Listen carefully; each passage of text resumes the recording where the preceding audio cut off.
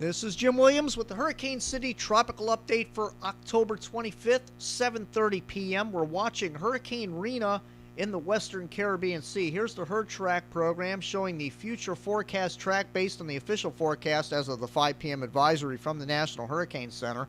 And they expect Hurricane Rina to become a major hurricane here sometime this evening and then pass over Cozumel and Cancun, Mexico in about 36 hours. Turn off to the northeast and east-northeast and head towards the Florida Straits while weakening, as wind shear should be pretty high in the southeastern Gulf of Mexico.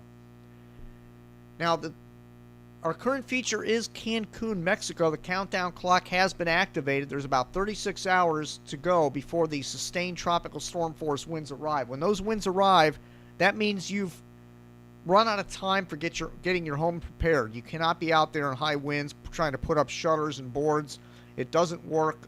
You have to get this done within 36 hours because once those high winds arrive, you're done with it.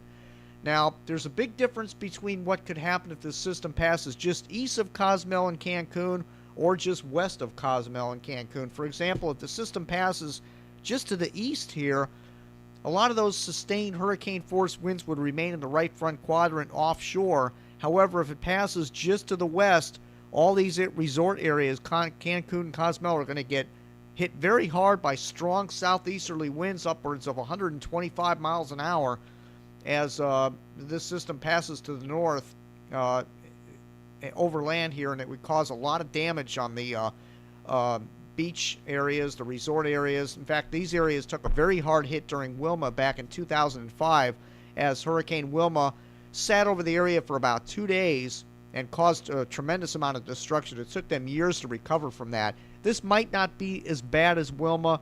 It's not going to be as powerful as Wilma, and it's going to be moving a little bit quicker when it gets up that way and not sitting there. But there is the possibility that that could happen.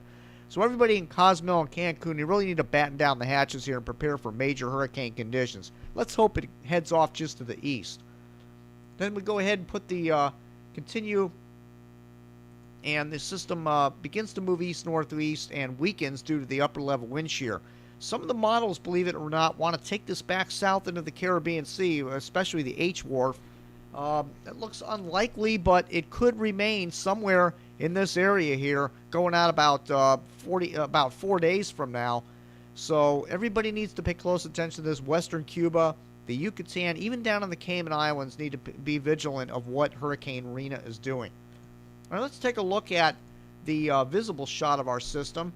And the system is a very well-defined eye. Right there, central dense overcast, right there in the center of the ring of convection which surrounds the eye wall, and that's indicative of a strengthening system. And the system is very well developed, and it's got very warm sea surface temperatures up in here. So as it moves off to the northwest here, it's going to have a couple more days of really good conditions before that upper level wind shear starts to tear it apart. In fact, I'll show you a wind shear map in just a minute of what could happen here starting in about 24 hours. Now, the hurricane hunters have been flying around out there in between snacking and coffee breaks, of course, but they've been out there investigating. They found that the eye, inner eye wall and outer eye wall temperatures are wide range, quite a difference between the inner and outer eye wall temperatures, and usually when that happens, you have a strengthening hurricane, and that's exactly what we have. So hopefully they're going to keep investigating this when they get a chance.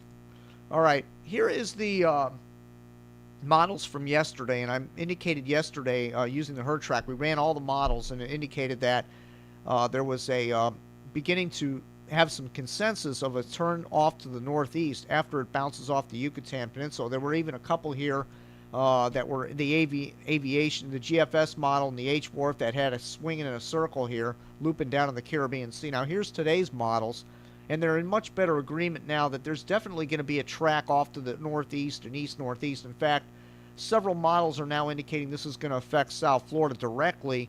May not be as a hurricane, but as a tropical storm. I'll show you the intensity models in just a minute, but the models are in much better agreement. In fact, if we look at the tropical Atlantic map here on the best performing model, I know it's really hard to see on this map, but the aviation ensemble model number 16, these are all the bits and pieces of aviation ensemble models that go into the GFS model.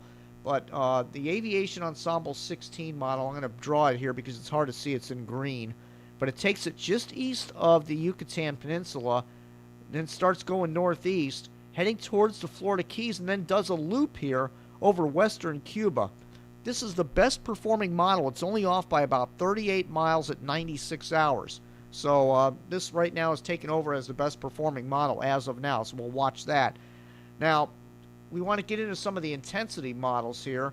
In fact, I'll get to that in just a minute. But here is the upper level wind shear maps from the University of Wisconsin. And you can see that we have, this system is not in the ideal situation for strengthening, considering there's not a high pressure system aloft over the top of it. Normally these systems like to have, of course here is Rina, but they like to have a high pressure right over the top of it, helping to ventilate it from wind shear and evacuate the air in the upper levels of the hurricane, and the lower air comes in at the surface and spins in circles until it evacuates out the top of the hurricane.